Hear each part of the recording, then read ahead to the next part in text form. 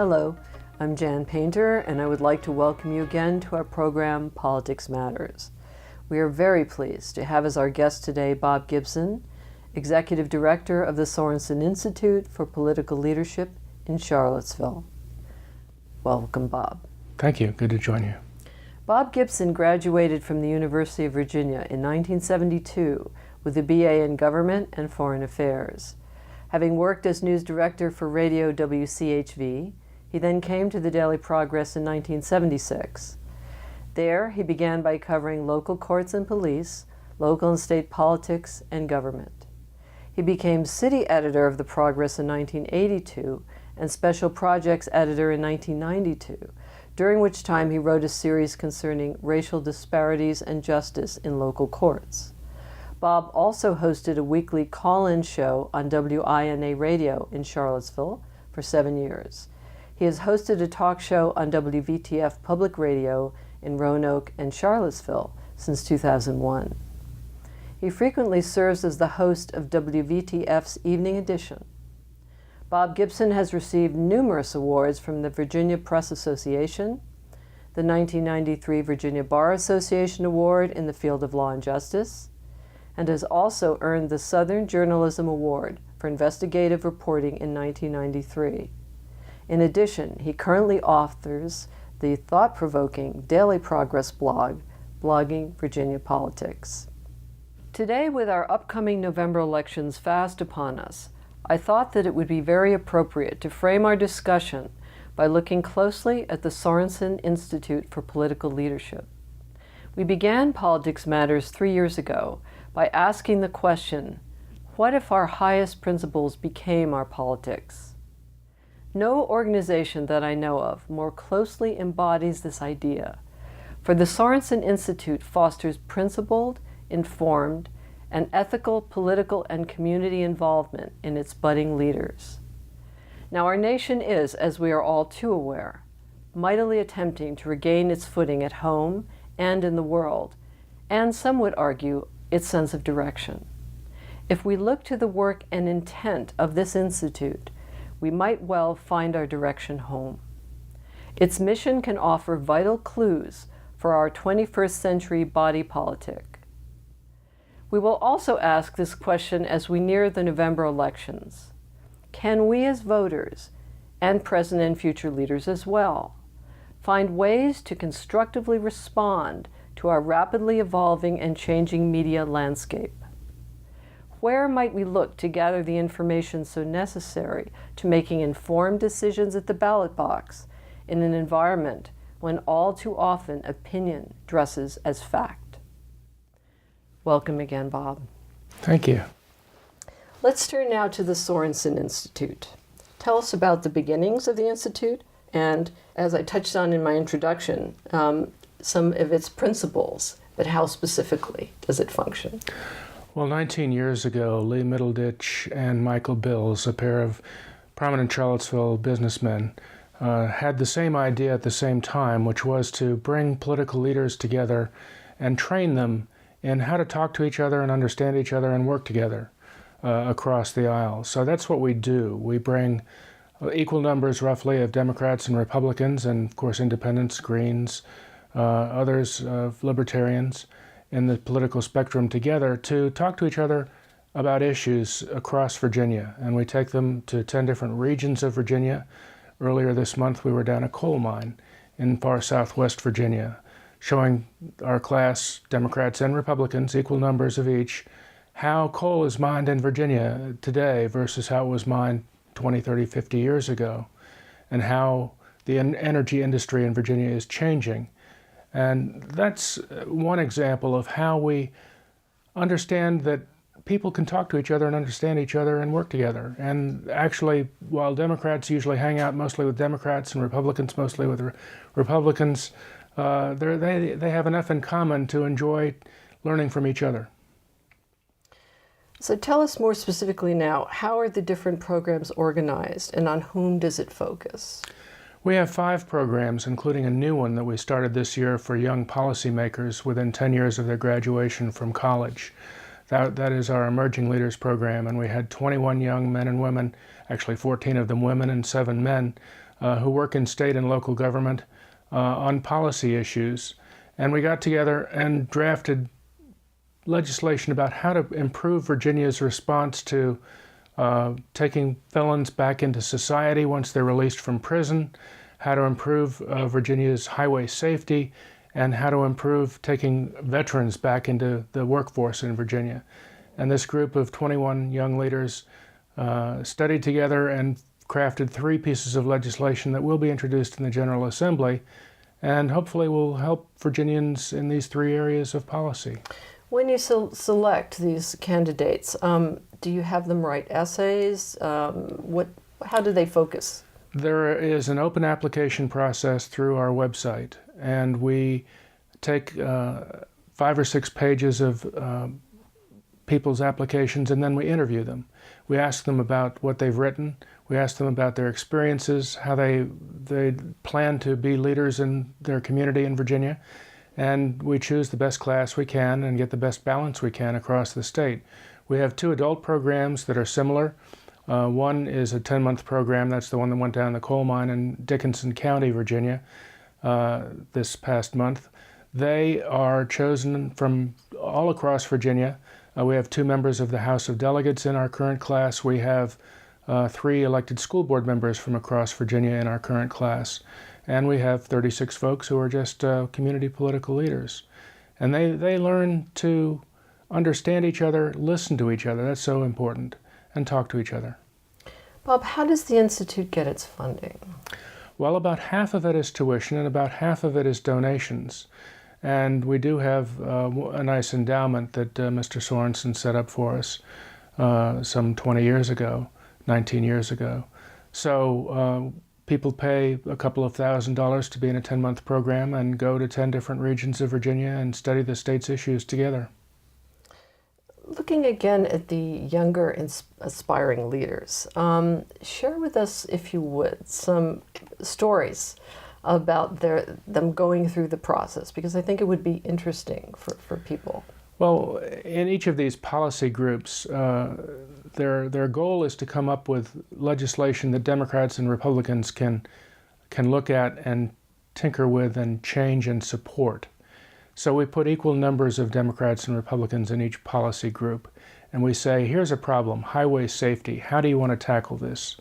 And they go into a session where they spend time debating whether bicycle safety, pedestrian safety, changing the rules of the road so that people passing those on bicycles have more room or more following space behind them on a country road. That became the focus of this year's policy discussion among this group, and they came up with a plan that 2 or 3 members of the General Assembly have already said, we're going to introduce this as legislation. What is perhaps one of the more rewarding experiences that you've had in looking at the younger aspiring leader students? Well, the college students and the high school students in our summer programs at the University of Virginia are so optimistic that the system can be made to work, that people can have an impact on their communities, a positive impact, and a positive impact on their state. So they come in bright-eyed and very optimistic, and they work together. They understand that there's a lot of hard work that goes into compromise. There's a lot of hard work that comes in listening to the other side and understanding the other side, because by doing that, you make your own argument stronger. So we don't turn Democrats into Republicans or Republicans into Democrats. We turn them all into stronger people who understand how to talk to, listen to, work with the other side. And young folks in college and in high school love that. They love meeting folks that they can argue with, that they can discuss issues with, that they can become passionate about things with, and understand that, oh my goodness, there's somebody on the other side that I really can understand and get along with. Do you find, therefore, that bipartisanship is more easily achieved as in terms of the atmosphere there with the younger people? It is more easily achieved with the young people because they don't have hard-set political, super partisan predispositions the way some of their adult counterparts may. But it's also hard during a campaign season when people get amped up on what the campaigns are saying about each other, which is largely negative. So we go beyond campaign season into governing season. because once someone wins an election, they're going to have to work with people to get things done for Virginia, for their communities. Looking at the adult leaders, people who are going to be take offices in their community or run for office statewide or even nationally, share with us again, if you would, some success stories that have been particularly meaningful to you. Well, our first class of graduates included Emily Kurek, who represented Charlottesville in the state Senate. She would have been, had she survived. She died of pancreatic cancer during her second term in the Senate. Most political observers believe she would have been the first elected female governor of Virginia. She was about to announce her candidacy for lieutenant governor of Virginia when she was stricken with pancreatic cancer, and Tim Kaine took her place on the Democratic nomination and, of course, won the lieutenant governorship and then became governor. Emily Kurek is the kind of leader who people pattern themselves after in the Sorenson program, because she definitely saw that there was no need to be super partisan all the time, that there were ways to work with Republicans, and some of her best friends in the Virginia Senate were Republicans, and she got along with folks. She understood that there was homework to be done, that there were serious issues to be studied, and that there was plenty of opportunity for people to come across and compromise with each other. So she became the gold standard of our program early on. And since we've had 40-45% women, women are underrepresented in Virginia's political life, seriously. They're 18% in the Virginia General Assembly. We don't have a single female member of Congress from Virginia at the current time. We're trying to help women become more active in running for political office on the local level. A couple of our school board members are women, to run for city councils, county boards of supervisors, prosecutors' positions, and eventually the General Assembly, and then to run statewide. And we have 20 members of the Virginia General Assembly currently who are our alumni, who understand how to work together and talk to each other and craft bipartisan solutions once they're governing, not during the campaign season necessarily, but right after. Well, if the papers are correct, women are going to play a major role in this election, and to have more elected representatives would certainly be refreshing. Well, there's a difference between men and women in terms of the issues that they care most about and talk most about. It's a subtle difference sometimes, but they're family issues that matter more, that women are better at facilitating conversation about, and actually in reaching across and understanding folks on the other side and talking to them about. So one difference between men and women is that men don't have to be asked to run for anything. They just, I feel I'm going to wake up and run for governor today, and there are plenty of people in that category. Women, it turns out, have to be asked. And so part of what we're doing is creating the atmosphere in which women and men ask each other, if they see leadership, if they see potential, why don't you run for the school board? Why don't you get elected to the school board in Charlottesville or in Harrisonburg and start serving your community that way? And more women are stepping up at that level, and that's a good thing. That's very fascinating. As a woman, I hadn't thought about that, but women do wait to be asked. That's really insightful.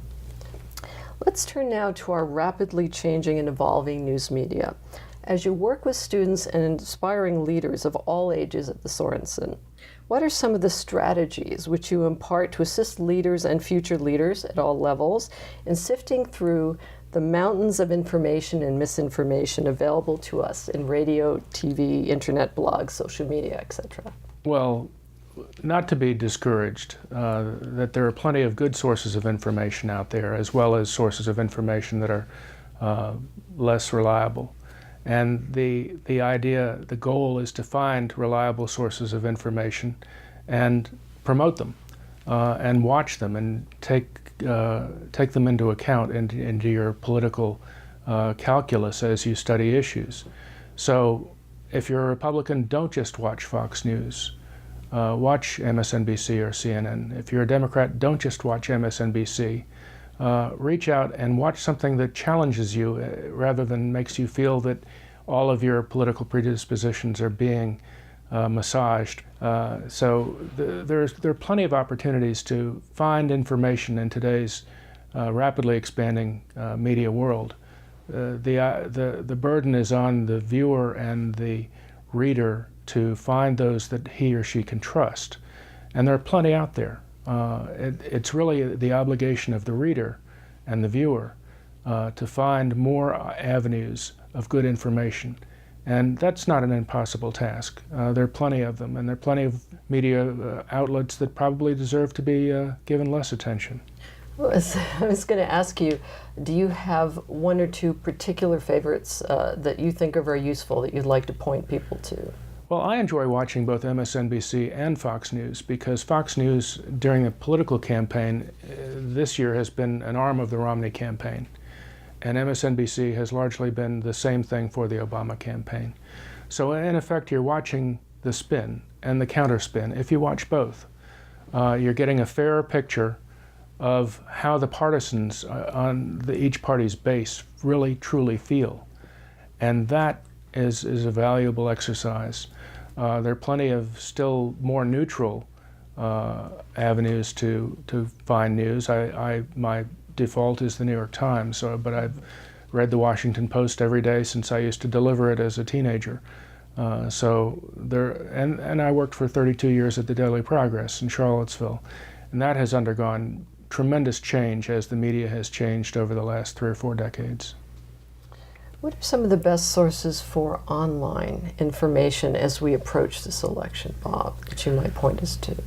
Well, of course, there are national outlets, but I prefer those in Virginia for state news because one of the best is VPAP, which puts out a daily political news feed of all the Virginia political stories. And you can call Virginia Political Action, actually I forget their name, but they are a very valuable source of campaign spending and contribution information because Virginia still requires that, unlike the super PACs, you say where your money is coming from and you report it, and you report it in a timely fashion. So VPAP collects all the campaign contributions that are made in Virginia and puts them out online rather quickly. They also put out a daily news feed of all the political stories in Virginia called the Whipple Report, and if you get in touch with VPAP and ask for that, it will arrive in your email every morning. Waldo Jaquith has a compendium of political blogs, all the political blogs of the left and right, not all of them, but a good fair representation of left and right political blogs are on Waldo's political blog. And he maintains that automatically through feeds from the blog, so you can follow in real time, just as you can on Twitter. Sign up for what you want to read, and you'll find more and more sources of good information. Do you think that, Bob, that blogs are spurring people or could spur people to come back to print media to get more of the backstory for the news? Definitely. Print media still has an edge in terms of depth and perspective, and adding depth and perspective to a political season that often has information that's more twisted and less put in the right context. So people do go to the Washington Post for the story. When we had our crisis in leadership at the University of Virginia over the summer with the Board of Visitors firing our president, Teresa Sullivan, and then rehiring her within 18 days, there was very good reporting in the state, but there was also good national reporting. And the New York Times and the Washington Post kept the story alive so that it became a real story that Virginians could follow, and in some depth. Even the Cavalier Daily, the student newspaper at the University of Virginia, obtained thousands and thousands of emails through an FOI request and did a good job of reporting how the members of the Board of Visitors were responding to this crisis. I think a lot of people are interested in this idea of budding citizen journalists, which did animate the first days of our republic. And there's a wonderful book by Robert McChesney and John Nichols, which came out in 2010, which I know you know well, which argues in a very thoughtfully and well-researched book about the evolution of media. And it's entitled The Death and Life of American Journalism. And it speaks to exactly what you're describing, that this, in some ways, we get discouraged because there's a great deal of chatter and opinion that masks as fact or purports to be fact. But in fact, it is spurring a lot of new voices, both online, in blogs, and perhaps this will be the beginning of a revitalization of print media. At least many of us hope so. I think so. I think things are very different, and they're changing faster in the media world than they are even in politics, which is fast changing these days. But when I was a young guy, there were 3 networks, and there were newspapers, and people got their news from common sources. Everyone watched one of the 3 networks, and that has, of course, exploded into a system where anyone can become a reporter or a journalist of sorts through blogs. Anyone can have an opinion or facts that they choose to share with more and more people across the internet and across the world. And in a sense, what we've done is we've returned to Thomas Jefferson's day, when people owned newspapers as broadsheets to be very partisan and to put out a partisan message that was really sometimes quite unfair to the other side in terms of twisting facts and making them up. We see an atmosphere today where you can be a straight and factual reporter, or you can be a commentator who likes throwing bombs, and it's up to the reader to figure out which is which and which they prefer to get their sources of information. It is interesting. We've gone back in a way to the 18th and 19th century age of the pamphleteers. We have, in large part. Bob, coming at things from a different direction, is it possible that our news reporting in mainstream cable news, for example, has become so sanitized in the service of political correctness that it fails to really communicate anything of substance? In the August 5th New York Times opinion piece, there was something written by a great writer, Jeffrey Wheatcroft, which was dedicated to my personal favorite writer, Christopher Hitchens, and to his favorite writer, Alexander Cogburn. And in it, the author asks, quote, "Whatever happened to the American polemic?" He goes on to note that H.L. Mencken, were he trying to write today, would probably never get published, and states, at least in those parts of America that is not getting published, that make a solemn cult of accuracy and balance, fearful if even honest opinion, to the point that statements of the obvious must be sterilized by quaint circumlocutions, such as, "Analysts say that," "Analysts say this." He goes on to contend that, quote, "When America wants guilty journalistic pleasure, it has to bootleg in the bad boys from the old country," that being Brits. And he himself, being a Brit, contends that it might be, in fact, their final revenge for Yorktown. Your thoughts about that? I think we are more and more mirroring the London media, which is a good and a bad thing. There are plenty of honest opinions out there, and they are amplified in many, many more outlets than there were 10 years ago, 20 years ago. I disagree that H.L. Mencken would not find a place. H.L. Mencken was the kind of colorful old coot who would be read regardless of where he was published, and found regardless of where he was trying to publish. So there are plenty of honest opinions out there. We are becoming more and more a parliamentary system, both in our media and the way we yell at each other, and in our politics. I've always enjoyed watching the Prime Minister's question hour on public television on Sundays, because it gives you an opportunity to see how a different system yells questions and yells answers back and forth at each other. At least they're listening to each other at times. But that's not our system. Our system is 2 broad political parties that each have a big tent, or it used to be that. And that big tent would allow people from different regions and different views to find a political home in one party or the other, and to make common cause and to work with the other side. Now, the most conservative Republican, the most conservative Democrat in the Congress is more liberal than the most liberal Republican in the Congress. There is not the overlap. There is not the understanding that the parties are big tent. They're more determined by who controls the base and the nominations at the base of the party.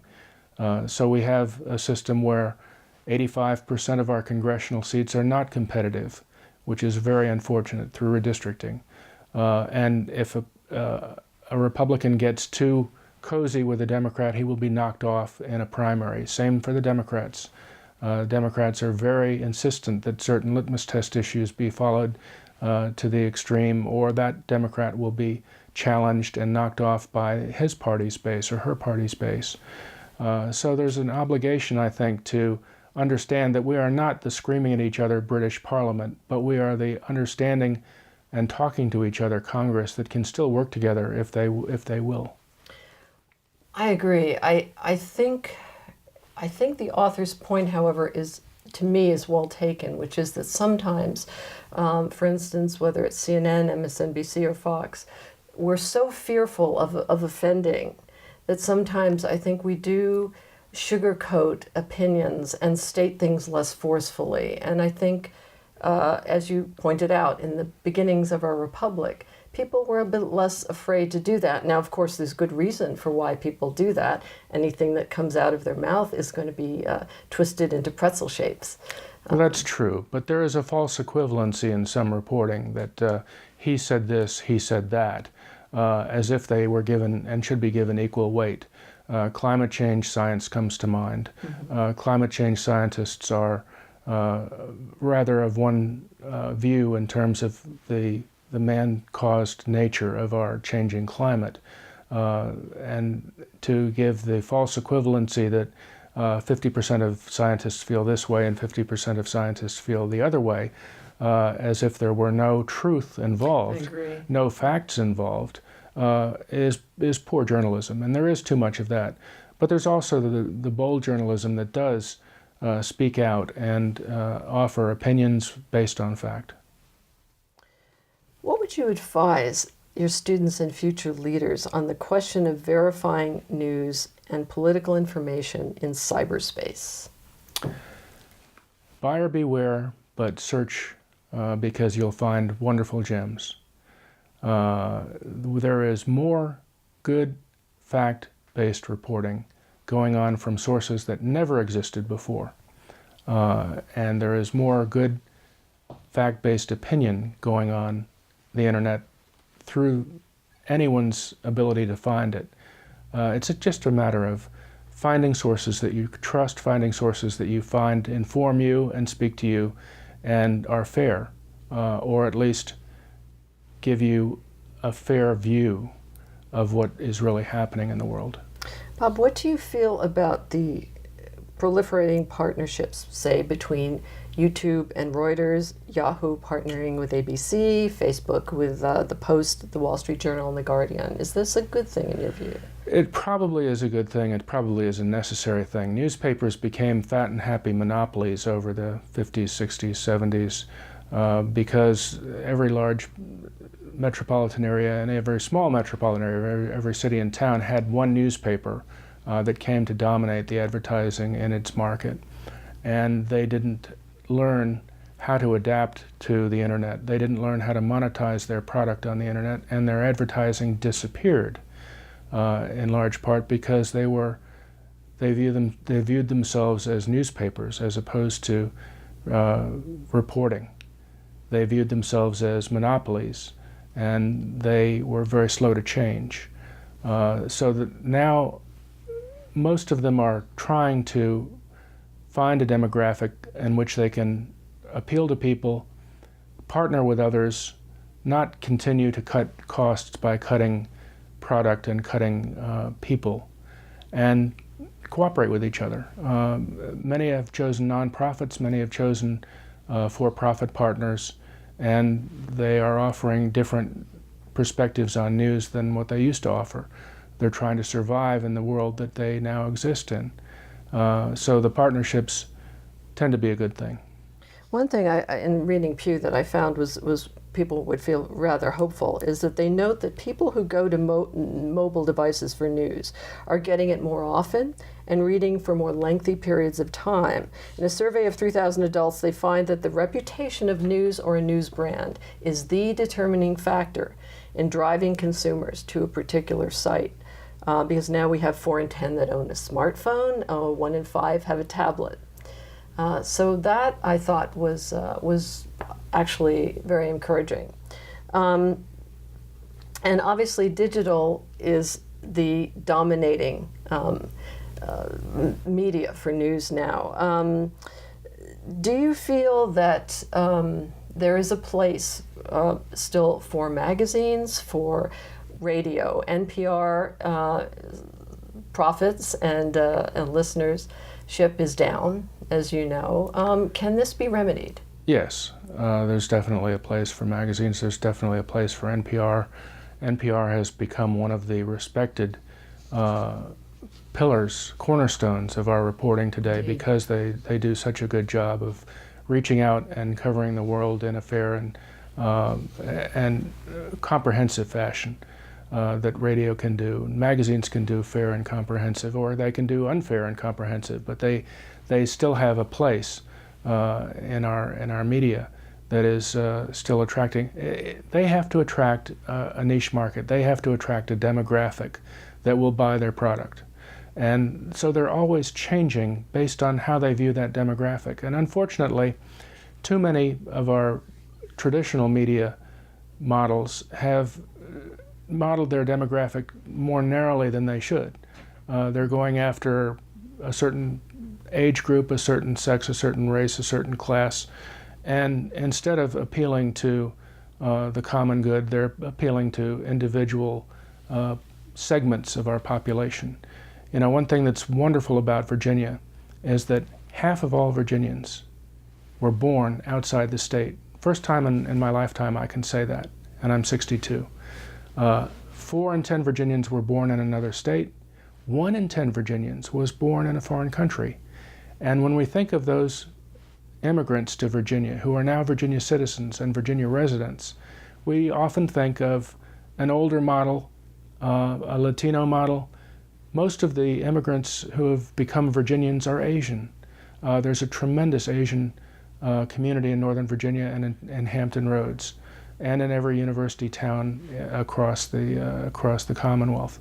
So Virginia is becoming much more dynamic in terms of its demographic, and I wish people in Virginia, in the media, would market to a broader rather than a narrower demographic. Well, it's very exciting because, again, it takes us back to the beginnings of our republic when people came from everywhere. So it is very much in our tradition, and it's exciting for diversity. This is something, Bob, that you have talked about and I know been concerned about for a long time. That is traditional reporters being stretched to breaking in a smaller and smaller pool of journalists, reporters, and editors. Papers bring in outsiders now to report and edit in much the same way, in my view. Things began in the 70s when conglomerates took over companies and applied external business models to those companies, which had very little to do with the day-to-day running of that enterprise. Is this something that you think, again, can be worked with over time, remedied? Do we just have to live with this? We have to live with change. Change is upon us in constantly manipulating ways that media outlets are changing the way in which they report news. Their product keeps changing. The people who produce their product keeps changing. A member of the Virginia General Assembly came up to me this year and said, for the first time since you were gone, there are more bloggers covering us here in the General Assembly than there are newspapers covering us. And that can be a good and a bad thing. Newspapers used to provide more coverage of the state legislature as it affected the lives of Virginians. Now there is less coverage in those individual newspapers. Each newspaper has cut back its coverage of the General Assembly. I hate to see that, but there is also a proliferation of coverage on the blogs and in the internet in terms of outlets that give you good, reliable, and fast, and sometimes even in good perspective reporting. So we have to find where we trust our news. And I think the newspapers will continue to have a place as they evolve and as they try to stay relevant, as they try to stay profitable. They are still profitable. But there are new sources that the tablets and the smartphones will give us instant access to and more access to. So we just have to find those outlets. Yeah, absolutely. There are more sources online for taking us to different newspapers. There's one great place I found recently that I'm sure you know about, Access World News website, which basically synthesizes and collects all full-text newspapers, local, national, international. It's a marvelous resource for people, coming up to the election if they want to get a sampling of what other people are thinking about. And then going back to the kids, one of my favorite examples of education occurred in 2008 when PBS created the kids program, How the Government Affects Me, and Inside the Voting Booth through the Democracy Project, in which kids learn the importance of voting and learning about their communities, who's elected in their communities, and what they do. It's up to the media to do more of that, because there is less civics education in our schools than there was when I was growing up. Unfortunately, there are other things that have become more a part of our tested curriculum. And civics has become less a part of our tested curriculum, and that's what gets taught most. So it's up to the media to provide these avenues of civics education and rich history that we really have to learn if we're going to be involved citizens and informed citizens. And it's a good thing to see public broadcasting do that, both in radio and television.